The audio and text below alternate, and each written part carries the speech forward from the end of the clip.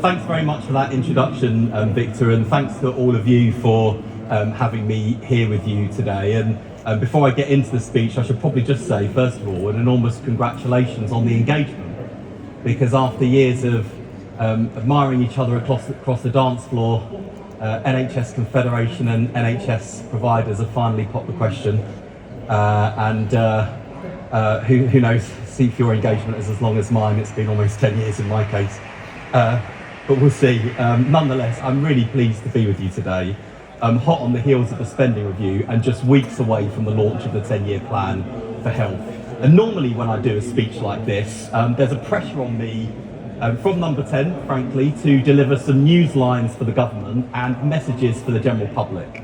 But with the spending review still dominating the headlines and filling tomorrow's column inches, I actually have the luxury of being able to talk to you, the system, and only you.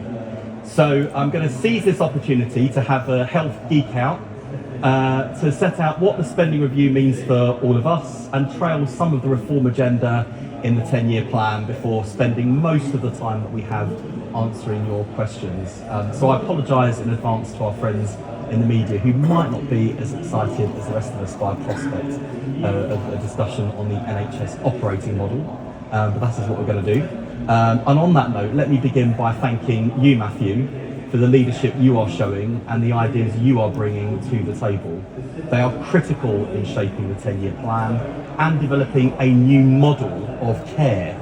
Actually, it says it here, I really enjoyed reading it. Actually, A, genuinely did read the speech, and B, genuinely enjoyed reading the speech. And I want to rise to the challenges that you've set for me, as well as the challenge that you've set for all of your members here today. And Matthew, you're absolutely right to warn in your speech about the jeopardy facing the NHS. Just as public satisfaction has plunged to its lowest level on record, major political parties have begun to question the very existence of a publicly funded universal healthcare system free at the point of need. And I can almost feel them willing us on to fail, because if all of us fail in our mission to turn the NHS around, the vultures on the populist right will swoop in for the kill. The NHS is in a fight for its life, but nothing I have experienced in my first 11 months in office have shaken my conviction or confidence that this is a fight we will win. Today's waiting list figures for April are a cause for optimism. For the first time in 17 years, the NHS cut waiting lists in the month of April. At the busiest time of the year for electives, you made real progress, demonstrating our plan for change is working.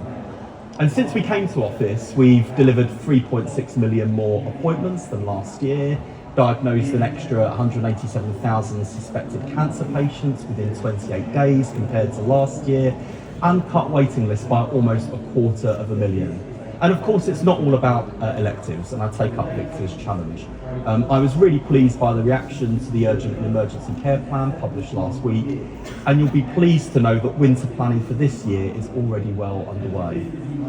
And of all the things we've done in the past 11 months, one of the things I'm most proud of is our work with GPs. It's not just that we've been able to deliver the biggest uplift in funding for years, or the satisfaction of seeing a decision I took within weeks of coming into office translate into more than 1,500 GPs employed on the front line already as a result.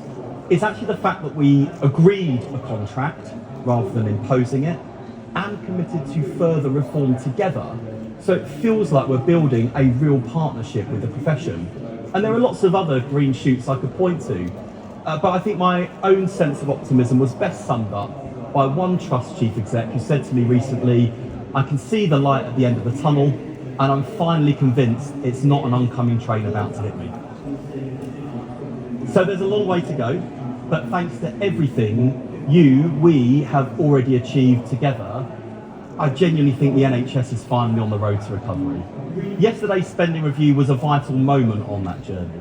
Thanks to the investment made by the Chancellor, the NHS received £10 billion to bring our analogue NHS into the digital age, with a 50% increase in the technology budget that won't be raided thanks to Rachel's fiscal rules.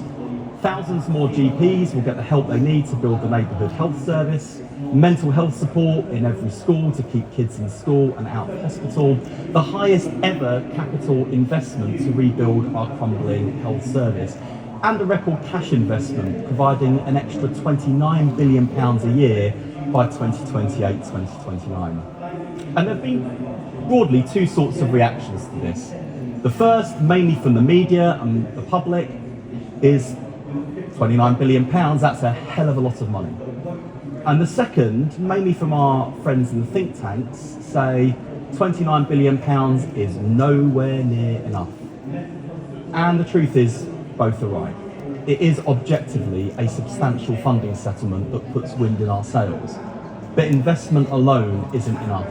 As I've consistently argued, there is no fix to the NHS's problems that simply pours more money into a broken system. It's only through the combination of investment and reform that we will succeed in getting the NHS back on its feet and make it fit for the future. Yesterday, the Chancellor spoke about the 3% we'll be receiving year on year over the spending review period.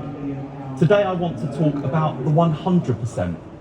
Because if you focus on the 3% funding increase and ask whether it can clear the backlog, improve A&E and ambulance response times, make it easier to see a GP or a dentist, and meet all of the rising pressures on the health service, the task in front of us looks daunting. But if instead we look at 100% of the budget the NHS will receive next year, totalling £205 billion, and ask, what if we spent that funding where it would make the biggest difference to patients? Then the opportunities before us actually seem enormous. There'll be a big culture shock. It won't be easy, I don't need to tell you that. Reimagining the NHS over the next decade demands a mammoth effort from all of us. So I want to give you this assurance. As you carry out the difficult tasks I've set for you, I'll have your backs. Matthew yesterday asked for realism and honesty from the government. So here it is. As we deliver the transformational shifts in our 10-year plan, from hospital to community, analog to digital, sickness to prevention, it will have radical implications for services. Much of what's done in a hospital today will be done on the high street, over the phone, or through the app in a decade's time. So if you need to reconfigure services to cut waiting times, modernise and improve productivity, you'll have my support. In fact, I've had 9 reconfigurations cross my desk since becoming Health Secretary. Of course, I've looked at them thoroughly, assured myself that patient safety and access are guarded, but I haven't intervened in a single one yet. This is a team effort, and I trust you to deliver. That is the only way we will succeed. Politicians and the media often say to me, well, we agree with you on the need to reform the NHS, but you'll never get it through the NHS itself. Well, as we've developed our 10-year plan, we've led the biggest national conversation about the future of the NHS in its history. 2 million people have taken part, from patients to senior NHS leaders, and no one defends the status quo. There's a consensus across the system itself that the NHS needs to change. But I know that while you're up for reform, you are worried about a top-down reorganisation that will make it harder to deliver.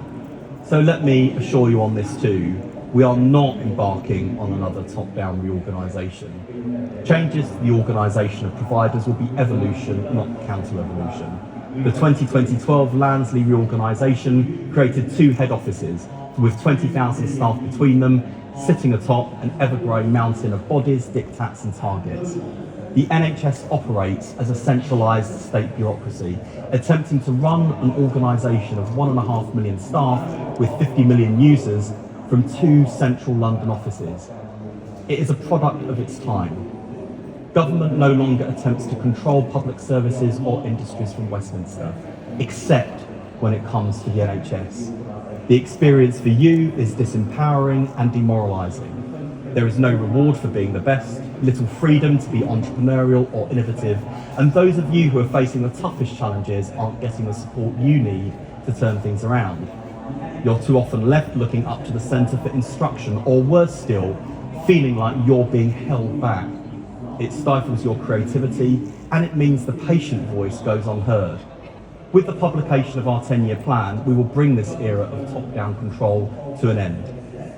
Now, you might think it's slightly odd to pledge to end the era of Soviet-style statism with a 10-year plan, and you would have a point. But this has to be a decade of renewal, not just because of the size of the institution and the scale of the challenge, but also because there is a duty on our generation to raise our sights above the current crisis, look out over the horizon, and prepare the health service to seize the future.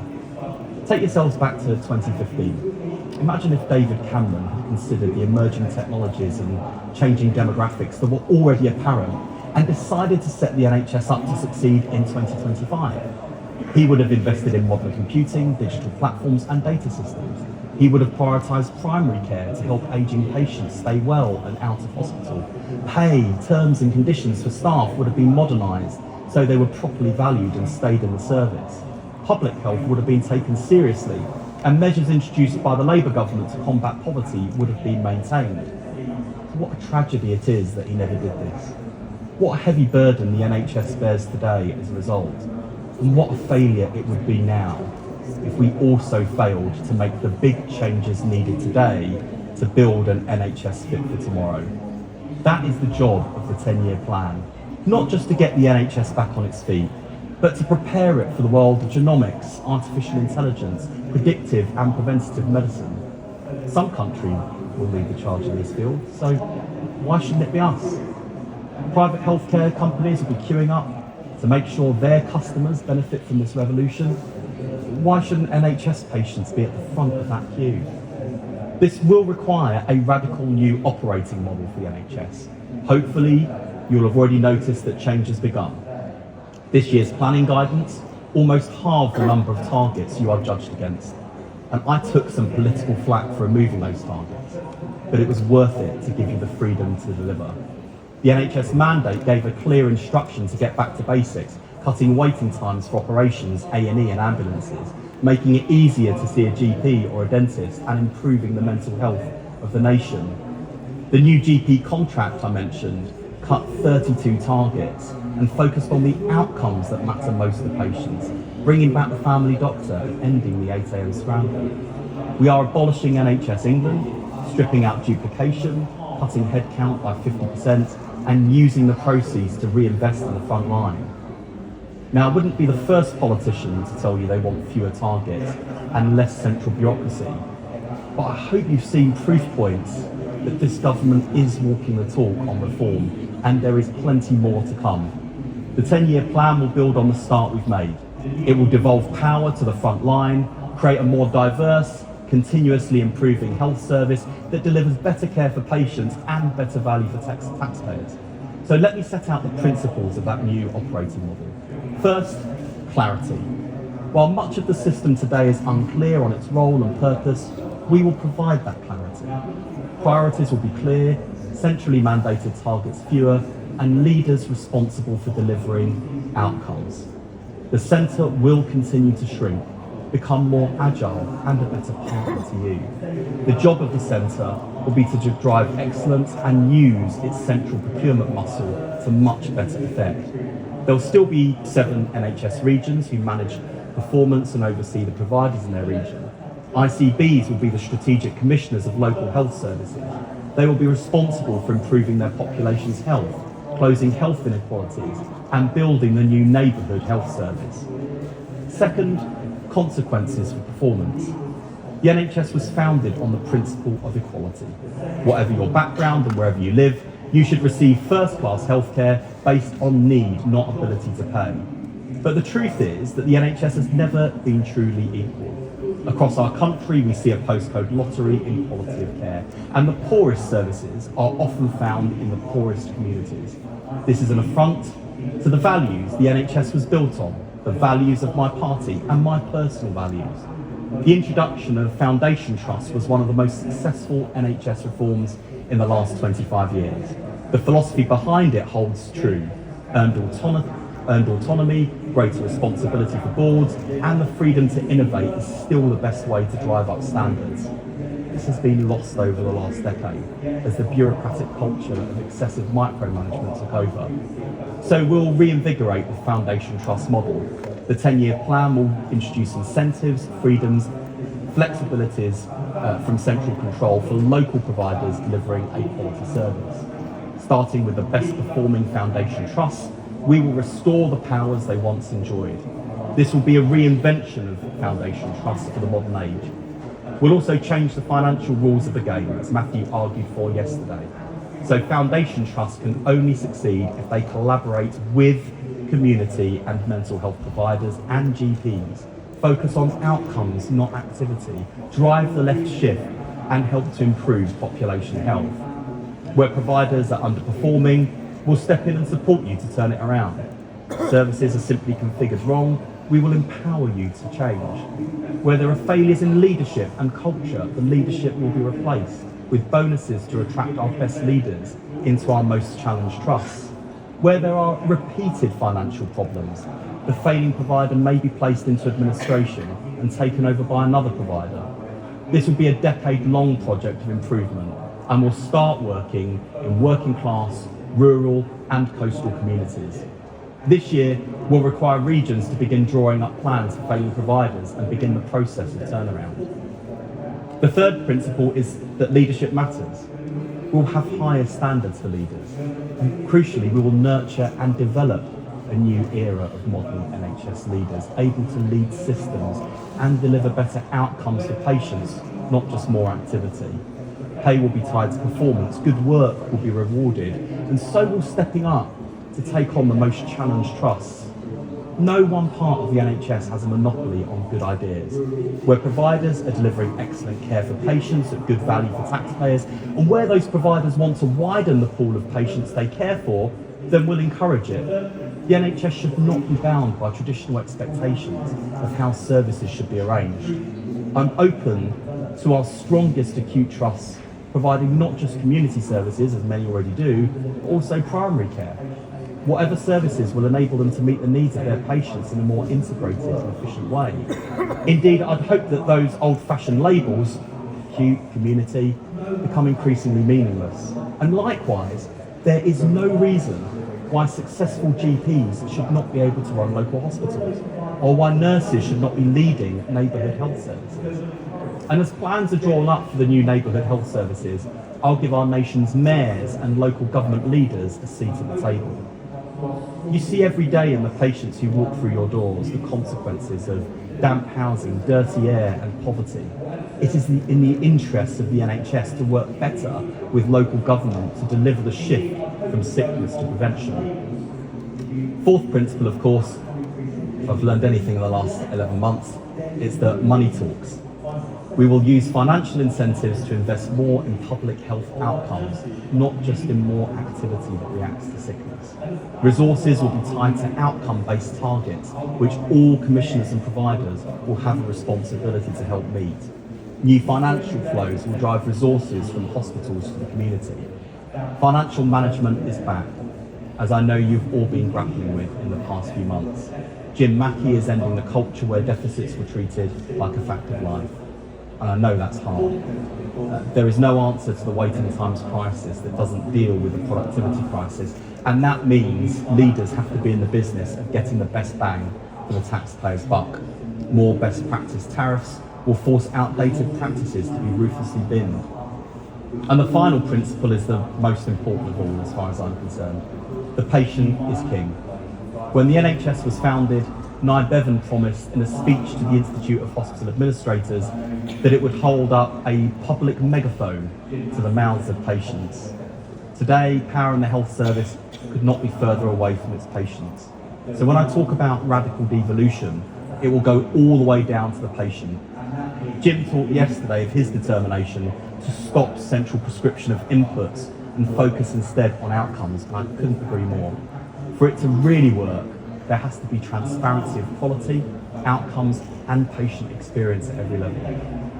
And before I want to take your questions and feedback, I just want to end on this note of optimism. Nothing I've seen or experienced in my first 11 months as your Secretary of State have shaken my confidence or conviction that we can succeed in doing something truly remarkable for our country.